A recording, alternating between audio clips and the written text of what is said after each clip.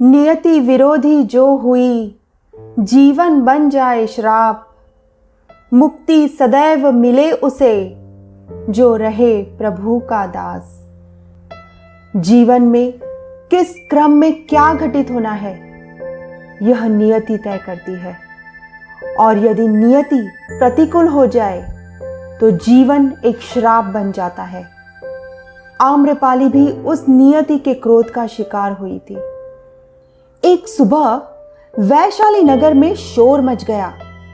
कोई अपनी नन्ही सी कली को आम के वृक्ष के नीचे छोड़ गया था। जिन्होंने उस कन्या को हाथ में लिया और उसके पालन पोषण का फैसला किया, उन्होंने उसका नाम आम्रपाली रखा।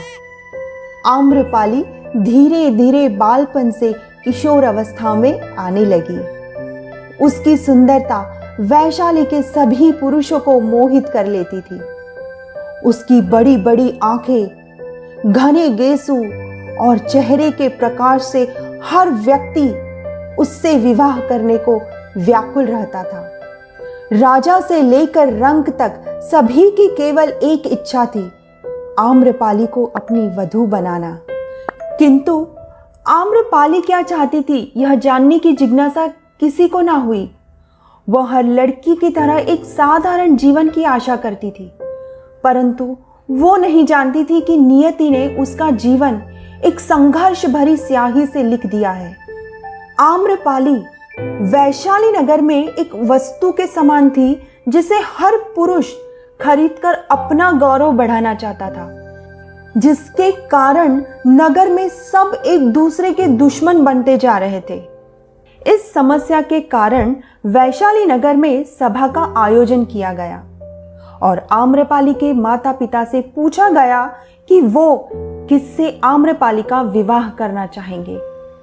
आम्रपाली के माता पिता यह बात जानते थे कि यदि उन्होंने किसी का भी नाम दिया तो नगर के बाकी पुरुष उनके विरोधी हो जाएंगे। इसीलिए नगर में शांति बनाए रखने के लिए वह सबकी इच्छा पूर्ति के लिए एक ऐसा निर्णय लिया गया जिसने आम्रपाली के जीवन को एक गहरी खाई में झोंक दिया। आम्रपाली को वैशाली नगर की नगर वधू घोषित किया गया, अर्थात आम्रपाली पर सभी पुरुषों का समान अधिकार था। इस निर्णय से नगरवासियों के बीच एकता बनी रही, किंतु आम्रपाली तिनकों के समान बिखर गई। उसे अपनी सुंदरता से घृणा होने लगी। नगर वधू शब्द की ओढ़नी ओढ़े वो केवल एक वैश्या बनकर रह गई। आम्रपाली हर पुरुष की कामना थी। उसे किसी प्रकार की कमी ना हो, इसलिए उसे एक राजमहल में रखा गया। दासिया आम्रपाली के आदेश का पालन करती, परंतु आम्रपाली को इन सब से कोई मोह न था। वो अभागी तो केवल अपने कर्मों को रोती रहती। दुख की लहरें चाहे कितनी तेज हो, वो किनारों तक जरूर पहुंचती है, और यही हुआ आम्रपाली के साथ। वैशाली नगर में गौतम बुद्ध का आगमन हुआ। गौतम बुद्ध अपने कई शिष्यों के साथ वहां पहुंचे। सब शिष्य प्रातः काल भिक्षा लेने जाते और संध्या तक लौट आते। सावन माह के वर्षा काल में सभी शिष्यों को अपने रुकने के एक स्थान का चयन करना था, क्योंकि वर्षा काल में प्रवास करना मुश्किल था। इसीलिए सभी शिष्य अपने लिए आसरा तलाश करने लगे। एक दिन गौतम बुद्ध का एक शिष्य भिक्षा लेने आम्रपाली के राजमहल जा पहुंचा। आम्रपाली भिक्षुक को देख मन मोहित हो गई। यूं तो आम्रपाली के सामने कई राजकुमार आए, परंतु इस भिक्षुक ने आम्रपाली को मूर्छित कर दिया। आम्रपाली ने भिक्षा देते हुए कहा, हे स्वामी, यदि आप चाहें तो वर्षा काल में इस राजमहल में रुक सकते हैं। भिक्षुक ने उत्तर दिया, निसंदेह देवी, किंतु मुझे अपने गुरु से आज्ञा लेनी होगी। यह कहकर वो शिष्य गौतम बुद्ध की शरण में आ पहुंचा और उन्हें विस्तार में सब बताया। गौतम बुद्ध ने कहा, तुम निसंकोच वहां रुक सकते हो। गौतम बुद्ध के मुख से निकले यह शब्द सब शिष्यों को हैरान कर रहे थे।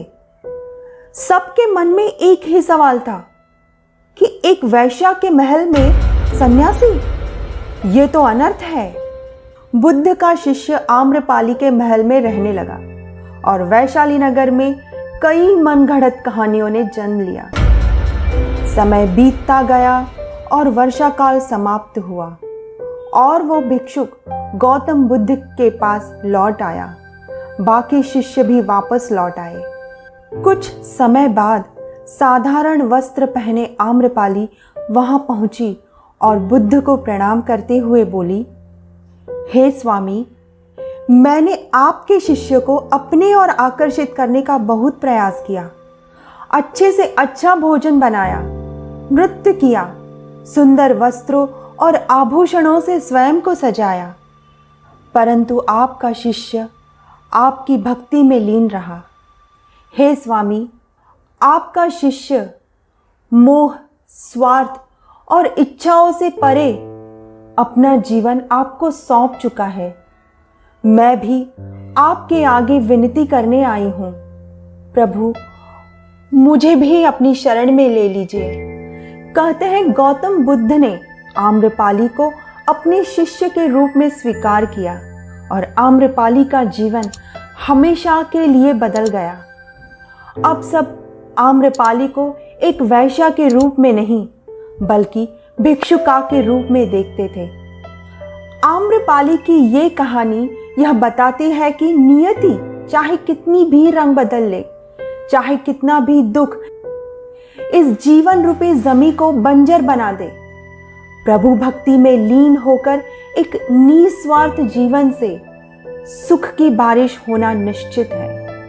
और जीवन का आधार है तृप्ति। जब तक मनुष्य को तृप्ति ना हो वो सांसारिक मोहमाया में फंसा रहता है।